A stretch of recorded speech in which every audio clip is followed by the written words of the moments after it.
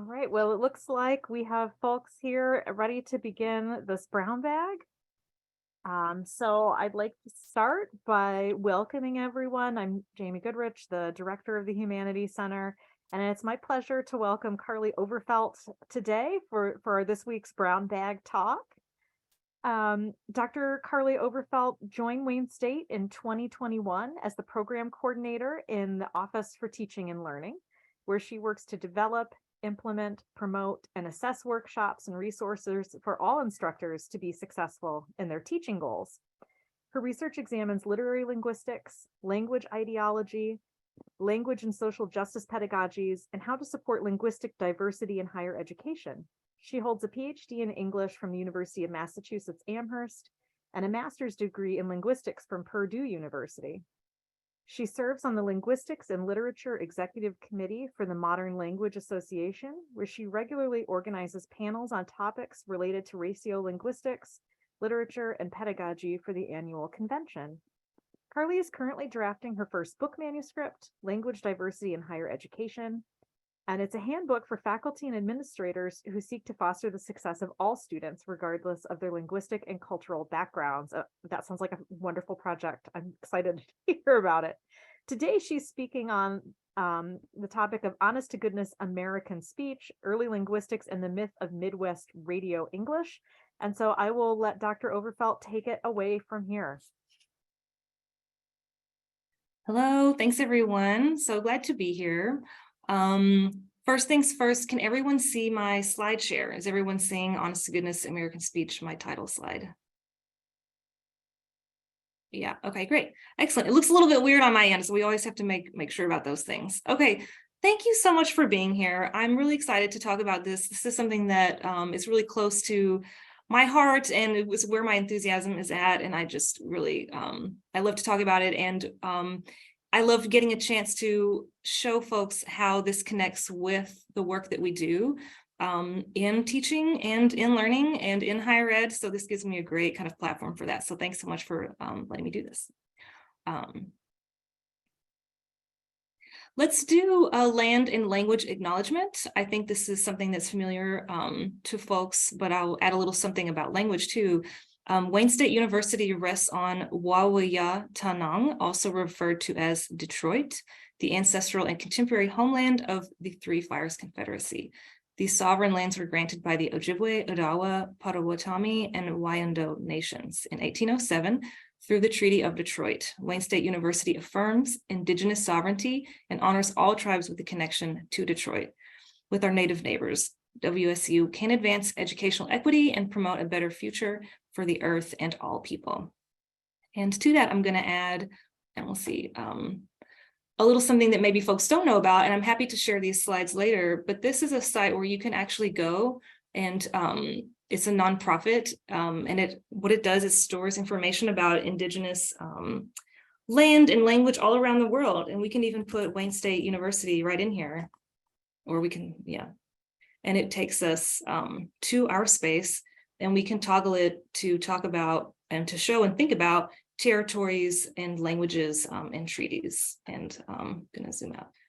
But so that's something that, I can share slides so people can see that. That is zoomed in so far that it's hard to see where we're at. But you can see that the kind of linguistic and cultural heritage of the place that we're on right now, for those of us who are in person, is really complicated and rich and important to be thinking about. So the main idea today is to talk about how standard English is really an idea. It's a process, or it's a project, more than it is a fixed set of correct language practices. This is not my idea, this purple main idea. This is established in the fields of sociolinguistics and linguistic anthropology. This is something that there's a large body of literature on.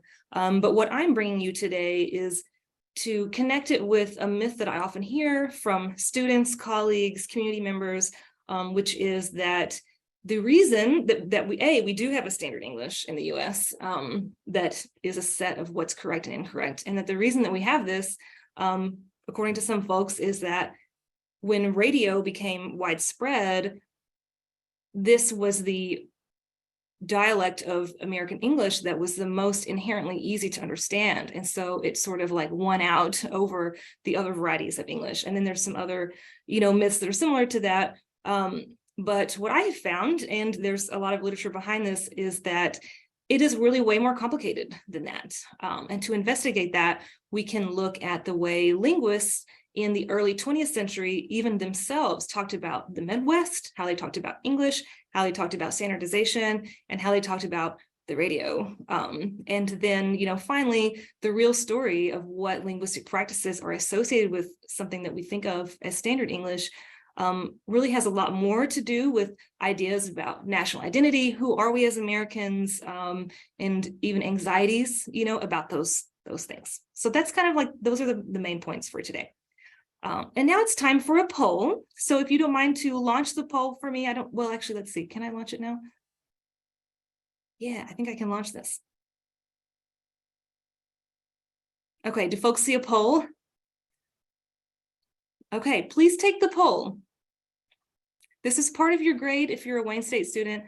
Just joking. Just do your best.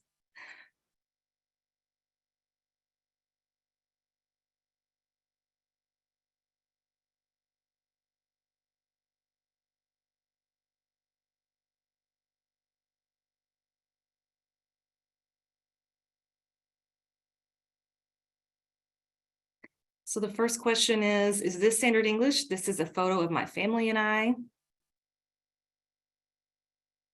Second question, which of these is standard English pronunciation of I say data?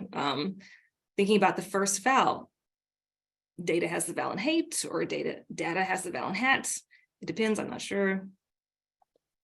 Is this standard English? I wonder, has John left? Or I wonder, has John left? That one's written, so if I'm speaking it, I might skew your vote. And finally, is this standard English? Mine and John's book was published last year. So that's the poll. I'm going to watch our numbers for just another minute or so and see how we're doing.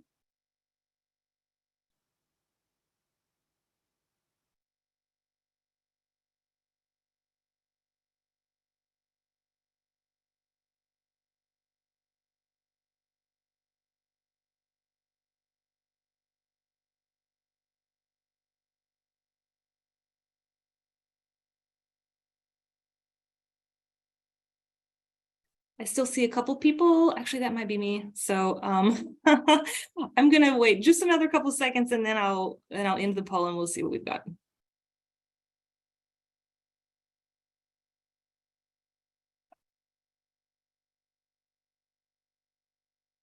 Oh, okay, I think we're good. So now I'm going to try to share the results with you. Can you see the results for the poll? If somebody can give me a thumbs up or something, that would be great.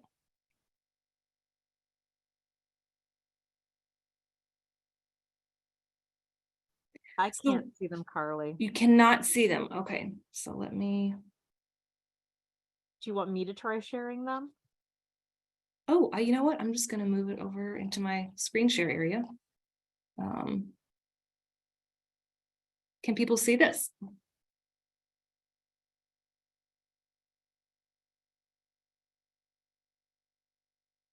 Okay, so what we can see is number one, is this standard English? This is a photo of my family and I. We don't seem to agree on that one. Number two, which of these is standard English pronunciation of I say data? It looks like a lot of you do too, but we have some hat data folks. We have some, just like in the first one, some it depends and some I'm not sure. Is this standard English? I wonder, has John left? Ooh, this one's tricky. How does it feel, Jason? These are the kinds of questions that Jason Overfelt poses in his syntactic research. Sometimes these harder questions, we have to think about it. For is this standard English? Mine and John's book was published last year. That's a tough one too. So one thing I'm hoping that you're noticing is even in these really basic, none of these are extremely rare, constructions, even in, or pronunciations, even in these basic questions about, what is standard English? Here we are in the Midwest, presumably, and educated, we're on our way to be educated, getting educated audience, and we can't even agree on this kind of thing. So I think you see where I'm headed, with that. Standard English is real, but also it isn't. The way that one of my favorite scholars, Lippy Green, talks about this is that it's kind of like a unicorn. Everyone can draw a unicorn if you drew it. If I asked everyone here, which I didn't do, which I might do next time, to draw a unicorn, they would all be kind of recognizable probably as a unicorn. We would get it, but unicorns don't exist, right? And so there would be some variation, but we'd all have this idea of what a unicorn probably looks like and what it should look like. But the point there, kind of keyword there, is that it's an idea. So standard English is real in the sense that it lives in our minds, and it has real power systems behind it, and it has real implications if you're perceived to be using it or not. But it's not real in the sense of an actual set of practices that are correct or incorrect or standard or even most commonly used. When I started graduate school, some of the terms that were used to describe this unicorn were standardized English. And so that was meant to call attention to the fact that everyone who is targeting standard English in their speech, they're doing it in kind of an ongoing effort. So you're making tiny adjustments to sort of target this idea of standard English, and depending on where you're from or your social group or other factors, you may have to work harder or not to approach and try to perform that idea of standard English. Another term that you can see sociolinguists use is general American English. And more recently, some folks are saying, let's just actually name what we're talking about. And often what we're talking about is how white mainstream English is performed and the idea of that.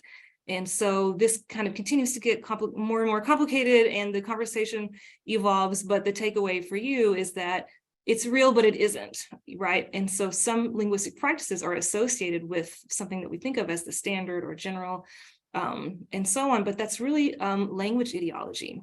And it doesn't have that much to do with the actual linguistic facts themselves. Sometimes we have our own ideas about what we associate with different speech practices, or, many languages are signed, but we have ideas that we associate with that, but they don't have a reality in linguistic fact, but it's something about our culture and our associations. I specifically chose in our poll today examples that aren't necessarily tied to any particular region or social class to kind of make a point, and then we'll kind of come back to other features that do have that stigmatization later. So like I said, one of the things that I hear from students and colleagues, et cetera, is like, oh yeah, no, we definitely do have a standard English, and here's how it came about. And it's often some version of, we have a neutral variety of English that was in the Midwest. And because it was neutral and easy to understand, it got broadcast and then became, sort of the norm. Everyone listened to the radio, which is a really powerful cultural force when it became widespread, ended up influencing. And so now that's why that's the standard English. So this is where I'm going to pause for a moment and kind of let you know sort of where this research project came from. And so you know why I'm talking about this specifically. In my research, I look at the intersection between literary studies and linguistics and the relationship between those two fields. And so I have a more long-term project where I'm looking at the journal American Speech, which was started in 1926 by the American Dialect Society. It's still ongoing. It's one of the most important journals in linguistics for sociolinguistics and looking at kind of an American, context. You might hear of them because they do a word of the year that always makes waves, no matter what they choose. Somebody's gonna have something to say about it. And so I was looking in this journal in the early years to understand how linguists use literary texts as data and evidence for different dialects of American English. Along that journey, I found all of these comments from linguists about the Midwest, about radio, and I thought, oh, I've got to start grabbing these so I can use them when this comes up later. And so basically what I'm doing today is taking you on kind of a tour of some of the cool stuff I found. Probably I've brought more than we can actually get through, but we'll just see how far we can get.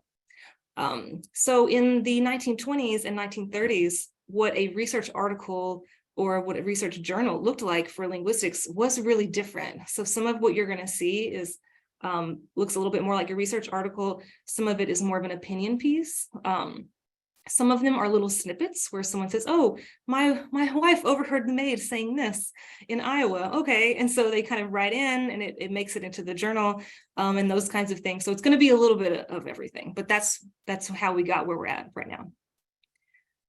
So the first point I want to make about what I found in this journal concerning the Midwest is that it was never indicated as a space in the time that radio is becoming popular that was a neutral English. In fact, Midwestern English, although those are not the terms that they used in these articles, was pointed to as another kind of curiosity of American English.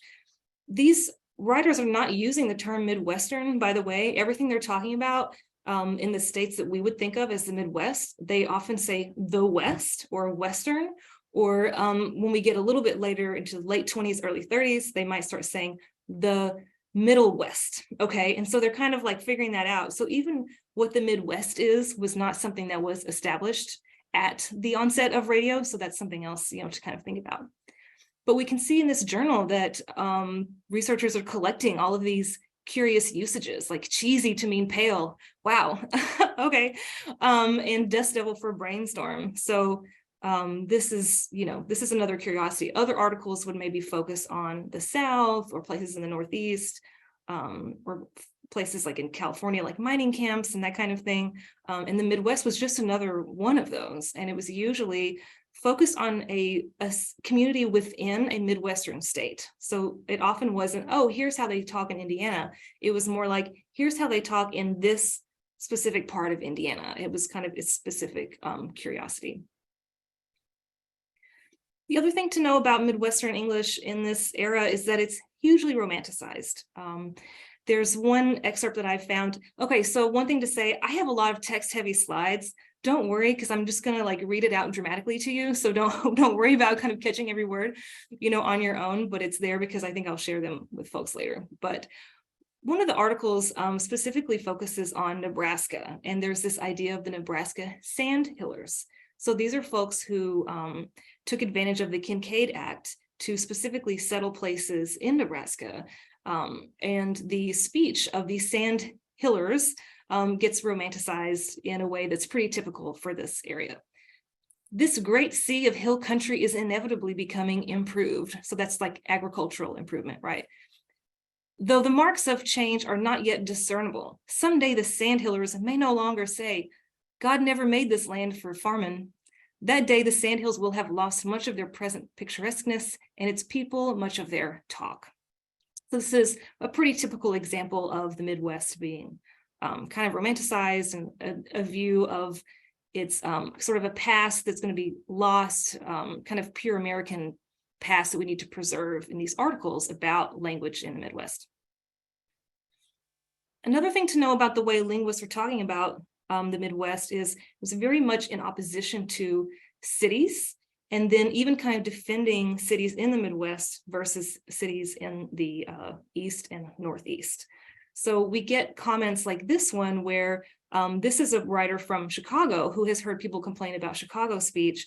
And what he wants to do is differentiate it from New York City speech, specifically because New York City has been basically contaminated by immigration and foreigners. And so their language is going to be not really the pure American speech, honest to goodness American speech that we're going to get in the Midwest. And so he even says here, far worse than anything heard in the Middle West. So he's kind of even indicating like, okay, yeah, you're going to hear some stuff that's bad, but it's not going to be as bad as it would be there. So you can already see that there are some hints of issues of xenophobia and racism, ideas about race when we're talking about English and we're talking about the Midwest. And this is something that's consistent with the research by Thomas Bonfiglio in his book, Race and the Rise of Standard American. And basically he argues that we didn't look to the Midwest because it was the most easy to understand. We looked to the Midwest to see what should the standard English be because it had this idea of racial purity. It had this idea of true kind of rural heritage. And we can see this over and over again in these excerpts from these writers. This article particularly is talking about R. And what this author is wanting to say is that when we look to what is actual American pronunciation versus British English pronunciation, we need to look to the rural parts of England, so northern, and not the southern part, because that's kind of code for London City, the same kind of issues that we would have with New York City English, right? We have these kind of foreign influences. So we're going to look to Northern English influences to understand where our true American speech comes from. And so you can kind of see this coming through in his work. The idea here from this writer Kenyon would be folks from the rural parts of England came to the US and then they moved to the Midwest. And so we have this idea of kind of heritage. We can draw this line to sort of like heritage with those folks. This one specifically, I think, can be a little troubling because we have associations even with the term Anglo-Saxon a bit when we think about like race and heritage in the US, but this is another example of how these ideas kind of get codified in this journal. So the point of this article was to say, hey, you know, Anglo-Saxon is a term that people are using wrong and in Old English studies, but you know, I also hear it being used to name American speech. So Anglo-Saxon English would be like a way of like naming the speech that the English that that certain folks are speaking, and that this is fine. Like he's good with this, and he says that this kind of makes sense given our colonial past.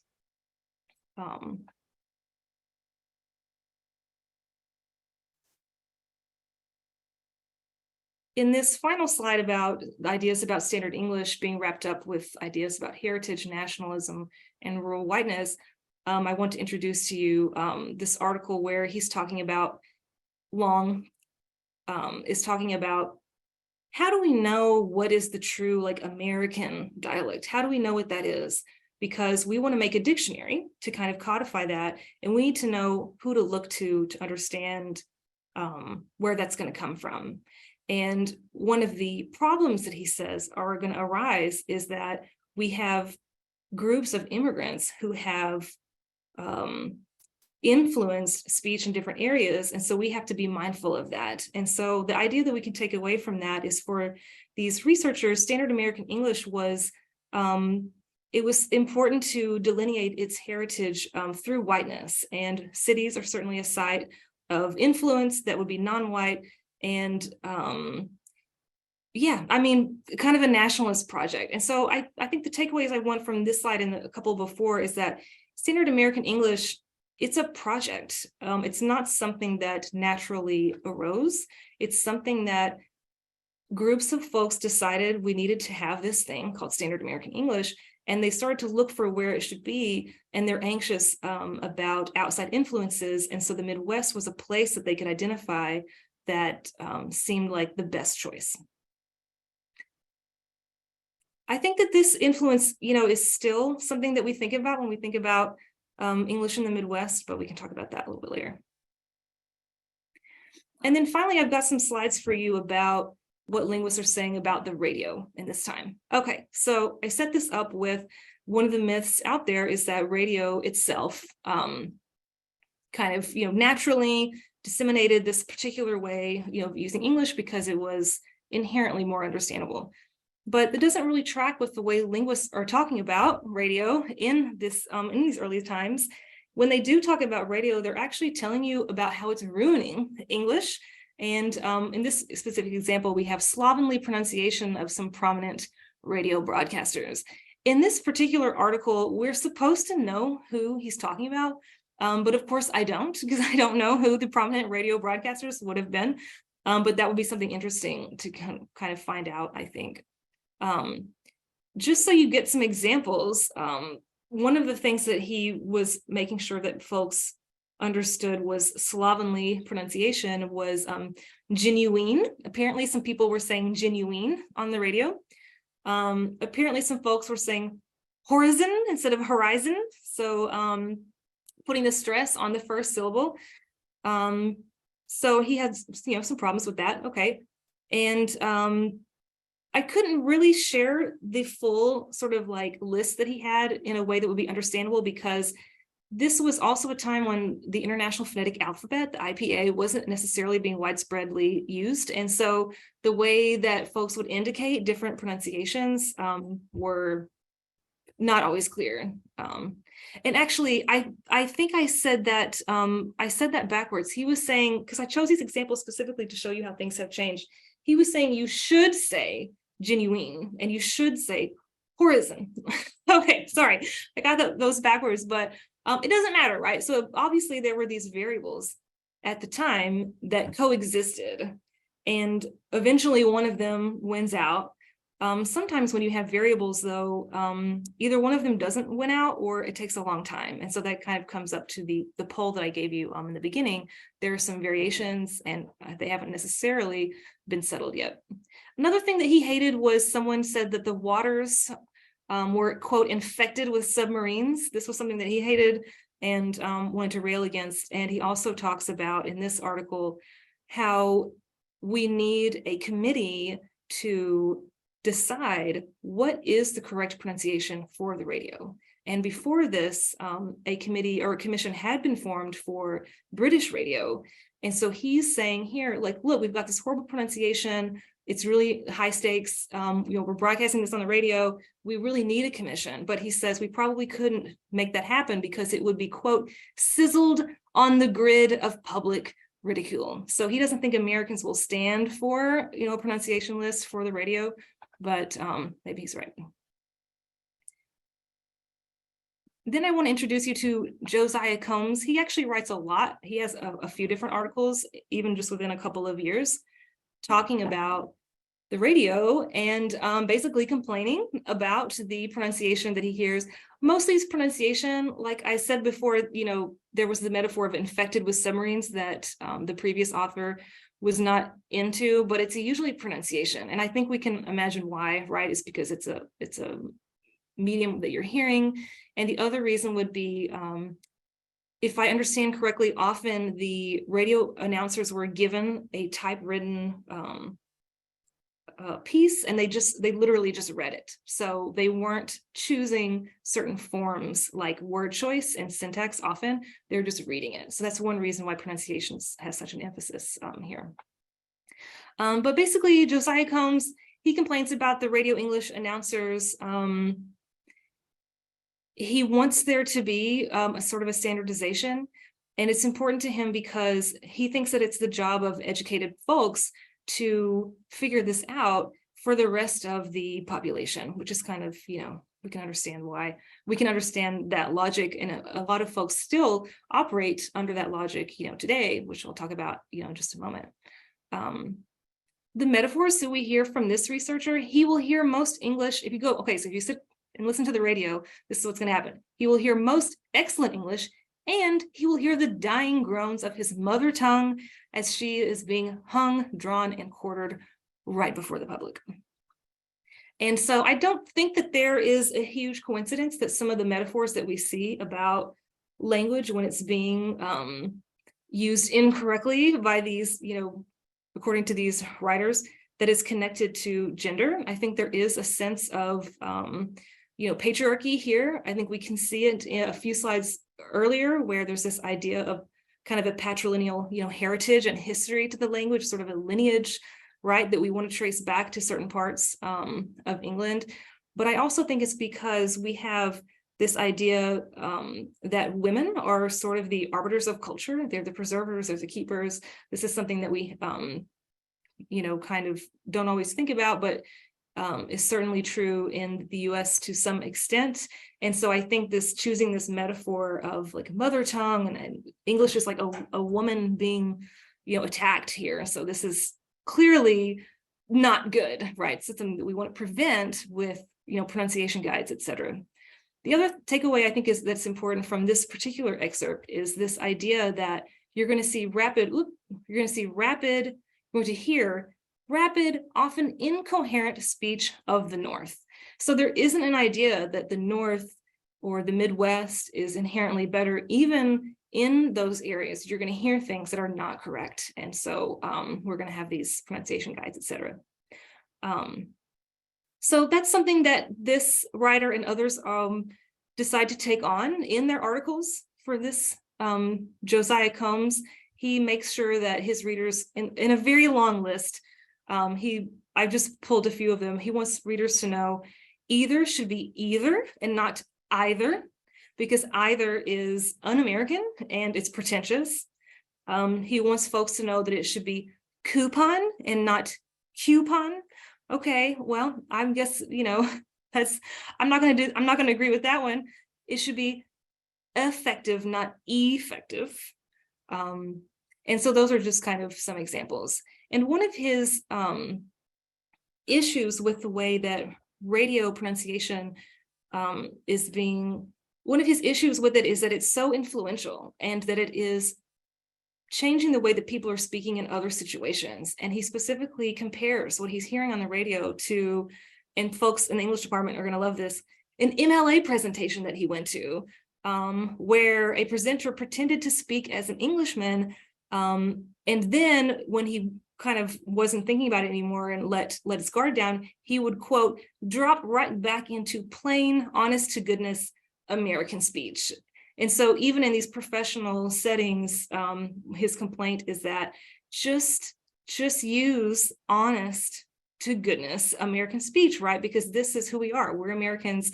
And so this is important, to him. So for folks who don't know, MLA is Modern Language Association, and that's our big association for like literature and writing studies. And so this, it's definitely a jab. And if you've been to the MLA and are affiliated with it, like I am, it's extra hilarious to hear someone. I feel like that guy's still around there doing his pretentious presentations in British sounding English, not really. So the takeaways here would be, you don't really need pronunciation guides and lists of what not to do.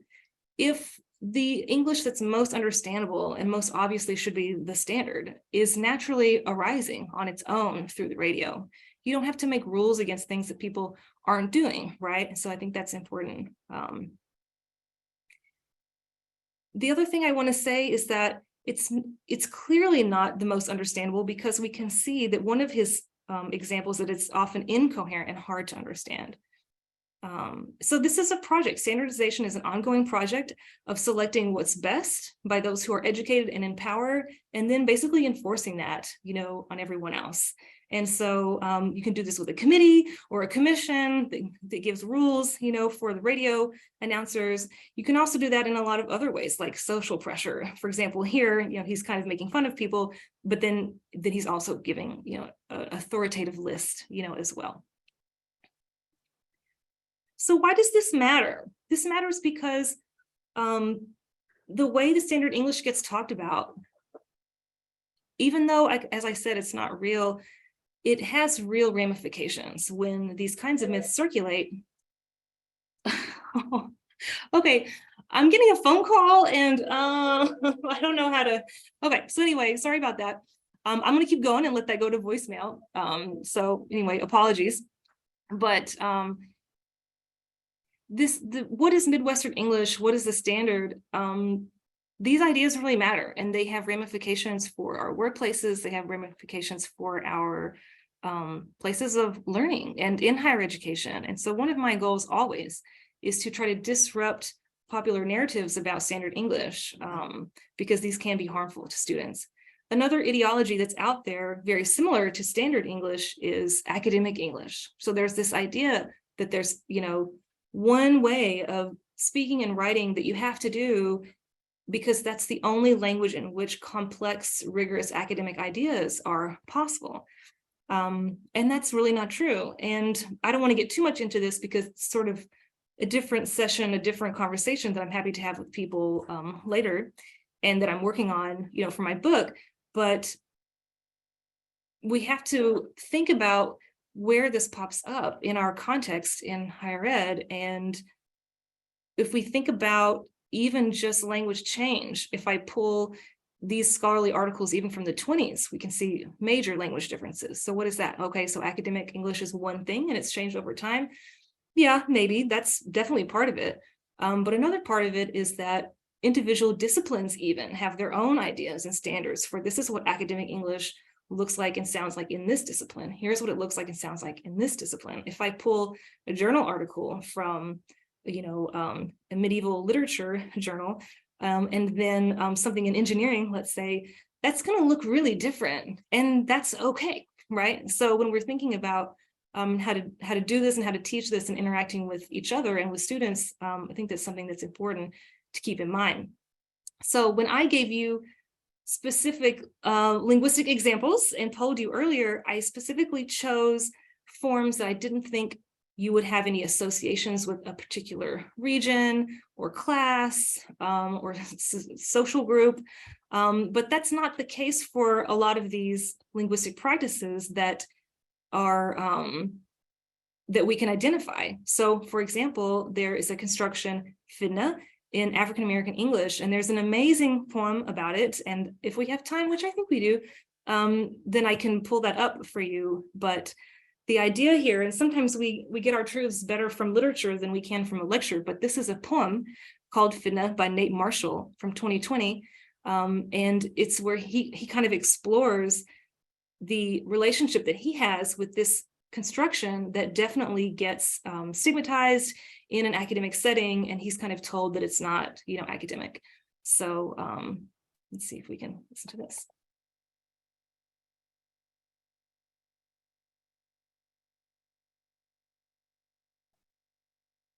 And if we go to,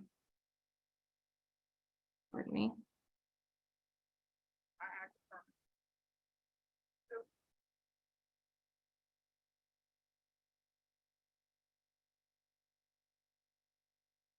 Okay, let's see if the sound comes through. I'll need somebody to let me know.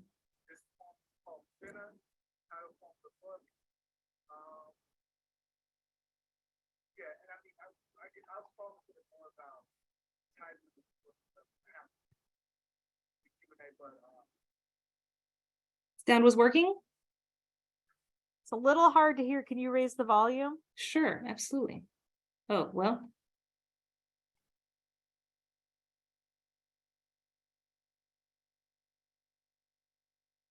I'll turn the captions on as well. Okay. One of the things that I love about the word finna is I feel like it's just, How's that? Is that better?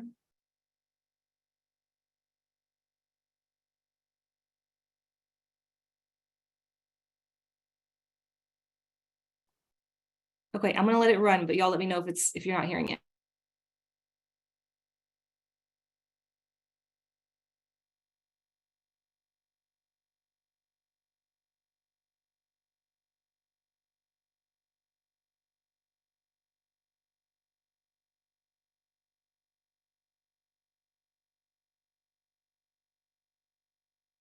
Carly, you're muted, so we can't hear anything. Oh, let me share my sound. I didn't realize I didn't have my sound shared. Just a moment.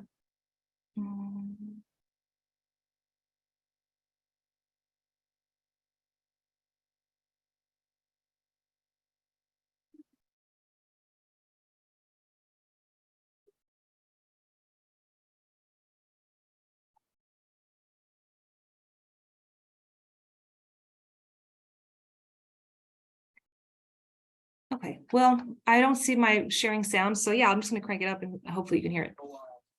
and so yeah, so it's kind of a cool.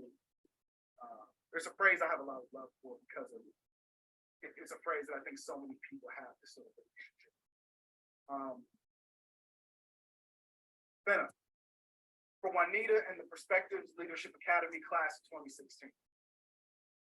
So this one time I was finna say finna in an academic context, and a voice in my head said, shouldn't you be worried about using a word that ain't a word? And I was like, word. And for a long time, that was how I let my life happen. I let my mind tell me a million no's that the world had implanted in me before I even formed questions. I let my power be dulled by my fear of fitting. But I remember a million finnas I avoided to get here. Like the day them dudes jumped me off the bus and I was finna get stomped out like a loose square. Or the day they got to shooting at the park and I was finna catch one like an alley-oop. Or the day my grandma died, my grades dropped, and I was finna not finish high school except I had a praying mom and good teachers. and poems to it. I'm thankful for all these spinners that never were. When I remind myself of who I've always been, I remember why my finna is so necessary. Finna comes from the Southern phrase fixing to.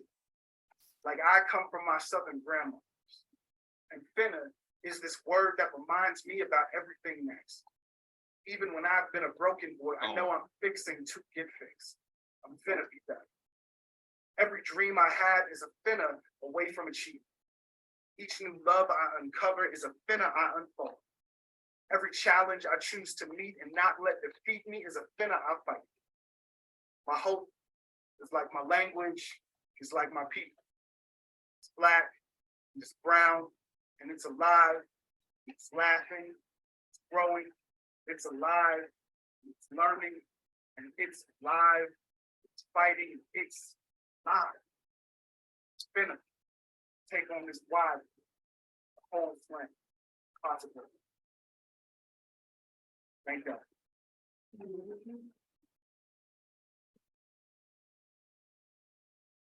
So that's Nate Marshall, and I'm going to also put the link to his poem in the chat as well for folks, because it's even more beautiful on the page, actually, where you can see his choices around spelling and other like writing choices. So thank you so much. That is all I've got for you. I'm definitely ready to hear from you. What are your thoughts? I saw some things in the chat, but I was kind of in the zone doing my thing. So I'll peruse that in just a moment, but thank you so much. Thank you so much for that talk, Carly. Do you want to stop sharing your screen so that we can see each other in gallery mode, maybe? Wow, I have a lot of questions for you, specifically because the English department is piloting a freshman composition course with linguistic diversity built in, and I have a hard time with it because you know, I feel like I still have to teach my students how to write a standard paper in standard academic prose. And that feels really hard, actually, because, you know, then I feel like I'm invalidating their dialect. So I think the English department should talk to you, Carly, specifically. So I don't want to take up everyone's time with my questions, which are many on this topic, but I'd like to open the floor for everyone else. Yeah, go ahead, Stephen. Yeah, hi, Carly. Thanks so much. This is fantastic. I also have lots of questions, but I'm going to keep it to one. As you're discussing this sort of Midwestern radio myth, I was struck by a weird parallel, which is similar in some ways, but different in other ways, to another myth, probably of the same vintage, which is the notion of Appalachian English's antiquity and its correlation with in somewhere deep in Appalachia, they speak the language of Shakespeare.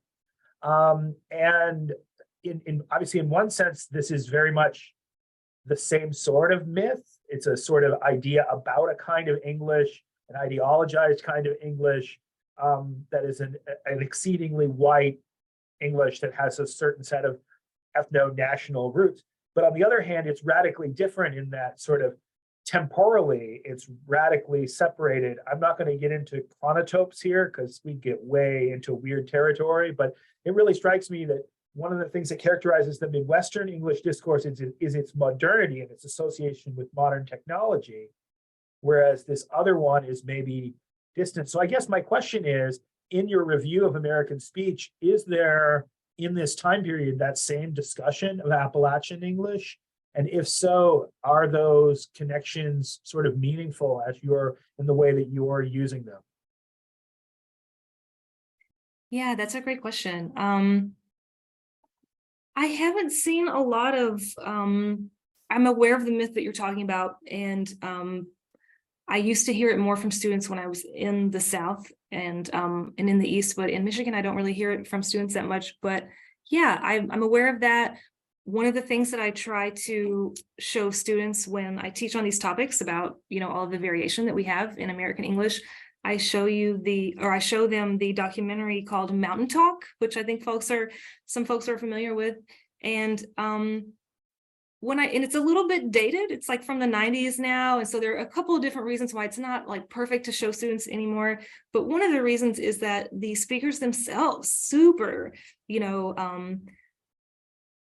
what am I trying to say?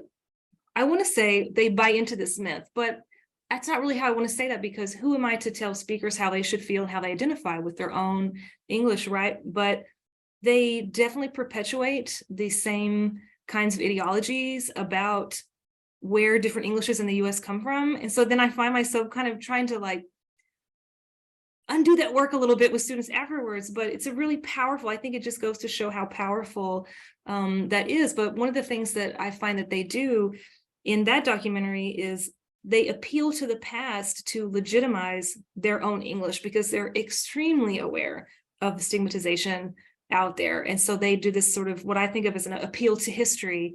In these articles in American Speech that I've been reviewing and looking through, I can't think of a time specifically about that myth where there's this idea that Shakespeare would have understood the folks in Appalachia. I don't think so that myth might have been maybe percolating, but maybe showed up a little bit later.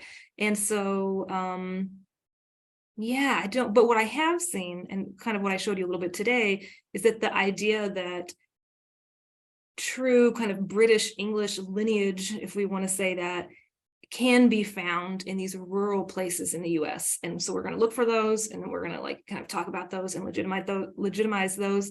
That is absolutely one of the projects I think that's going on, but specifically the connection to Shakespeare, no, I don't think I've seen that. Maybe that starts to pop up a little bit later. Thank you for that question. I see that Walter has his hand up.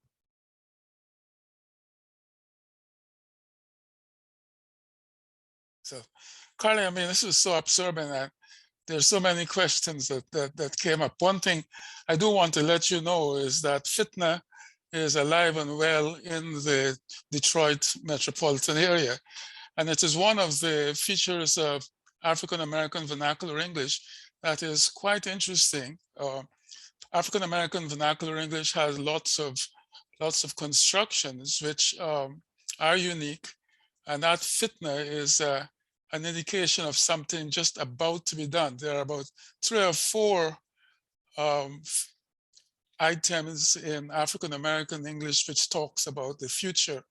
And so you get like gone, gonna, and Fitna is just about you on the brink of doing something. And it's difficult to capture that in standard English. You have to say, I am just about to do something. And so Fitna serves that purpose. And a lot of people are unconscious of the way in which African-American vernacular English has structures as it follows the ideology of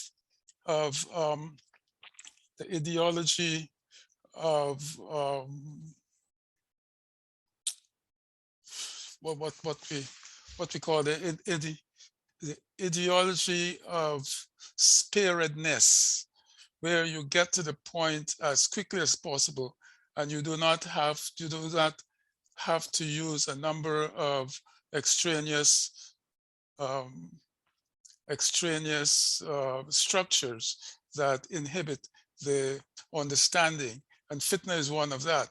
But the thing that came to my mind when you were talking is whether or not you have explored such volumes as the Dictionary of American Regional English, which was first written by Cassidy out of Wisconsin, and more recently, William LeBove has a book of regional English, because that kind of literature demythologizes the idea of varieties in American speech. And there's also a series called Do You Speak American, which was put out by McNeil and company. He went right across America and saw the variety of American Englishes, and all of those things contributed in his mind, and I think he was successful in pointing out that the idea of sticking to or trying to find this mythical standard American English is much too optimistic. So those are not questions, they're comments, and I hope you find them valuable. Thank you. I do. I appreciate all of those comments. Excellent. And so I think it's so interesting to think about Fidna, because the poet Nate Marshall, even when he introduces it, he says, oh, you know, he connects it with more mainstream, quote unquote, you know, Southern English, which has fixin' to. So in my, home dialect, it would be fixin' to, I'm fixin' to do this, I'm fixin' to do that. And one thing that I learned early on is to not necessarily make assumptions between, you know, some things in Southern English is plural, and some things that we hear in African American English, because it is its own kind of, you know, rich variety. And we can't necessarily, you know, I don't want to impose that, like, oh, you got this from us. And so I thought it was really fascinating to hear Nate Marshall make that connection outright and say, here it is, and this is our version, and here's what it means. But even so, like, my fixin' to is not necessarily semantically equivalent to African American English Fidna, and so I can't really assume that. So that's, you know, interesting. Those are some things that I thought of when I listened to him actually read this, because I've been aware of the written version of the poem for a while and only recently found him, you know, reading it. And so anyway, those are not answers to your questions, but just things that I was thinking about when you were sharing. But yeah, thank you so much for those comments.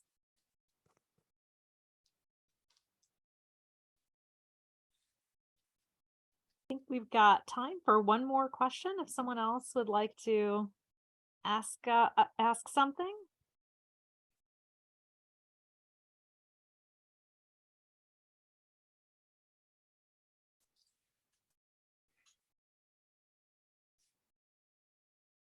I see some things in the chat that I missed before. One person says, perhaps people can also relate, Craig, perhaps people can most relate to the average pronunciation of those they have encountered, much like people prefer the average facial features of those they have encountered. So maybe the Midwest has the average and most relatable pronunciation of the continental US, being the midst of combinations versus the more direct changes on the coast.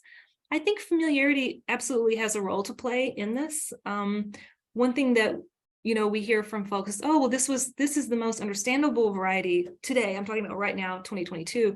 So it makes sense that the Midwest would be kind of, you know, standard, you know, I'm familiar with it.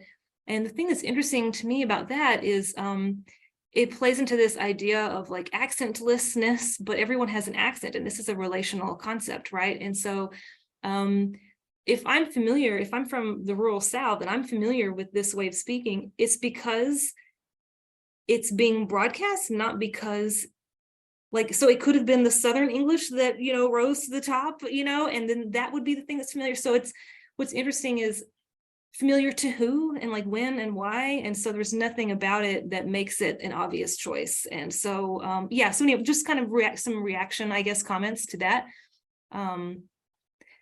Michiganders are kind of infamous for thinking that they don't have an accent. And let me tell you, I hear it.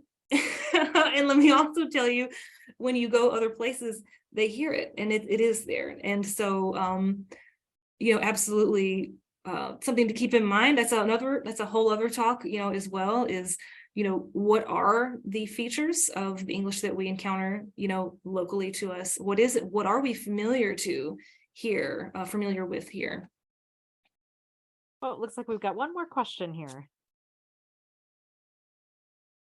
Yes, you. Can I? Great.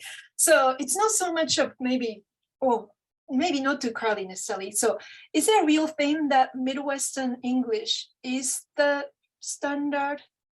I'm asking this because when I taught on the West Coast and I talked about what's standard, all the kids in LA thought they speak standard, and they didn't have this, they really didn't know that, because I think I was showing the video of American tongue, and there's a point where they talk about broadcasted English, Midwestern, blah, blah, Ohio guy shows up, and they're saying, that is not standard.